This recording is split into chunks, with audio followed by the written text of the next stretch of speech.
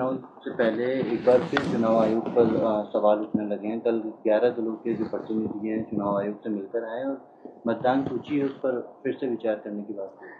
देखिए, मैं लंबे अरसे से कह रहा हूँ कि देश किस दिशा में जा रहा है, किस दिशा में जाएगा, उसका नमूना ये है जो व्यवहार किया गया है कांग्रेस नेताओं के साथ में।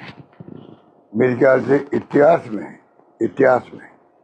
इतिहास में आज़ादी के बाद में पहली बार इलेक्शन कमीशन के जो वहाँ पे जो भी लोग थे, चेयरमैन थे, मेंबर थे, या जो भी व्यवहार किया गया है, जिसने भी किया है, मैं समझता हूँ बहुत अनफॉर्चुनेट है। मैंने कभी सुना ही नहीं। हम लोग भी कई बार गए हैं, हमने भी कई ऐसी बातें कही होगी। उससे हो सकता है कि चेयरमैन को, ईसीआई चेयरमैन को या मेंबर को अच्छा नहीं लगा होगा, तब भी उनका व्यवहार बड़ा शालीनता से होता था। उनकी ड्यूटी भी है कि कोई भी नागरिक है देश का, मतदाता कोई भी है, कोई नेता है पार्टी का, उसको धैर्य से सुने और निष्पक्ष फैसला करे। ये ड्यूटी है, बहुत बड़ी ड्यूटी है। लेकिन कमीशन ऑफ इंडिया किसे कहते हैं? जिसके ऊपर पूरा चुनाव डिपेंड करता है, बहुत बड़ी संस्था है, बहुत क्रेडिबल संस्था है।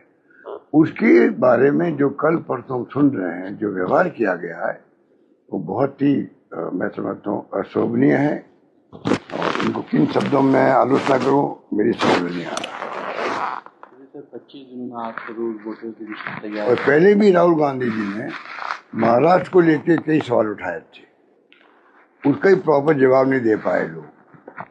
उनको आर्टिकल लिखना पड़ा, उसका कोई जवाब नहीं। तो ये व्यवहार इलेक्शन कमीशन के पार्ट पर किसी भी ढंग से उचित नहीं कहा जा सकता।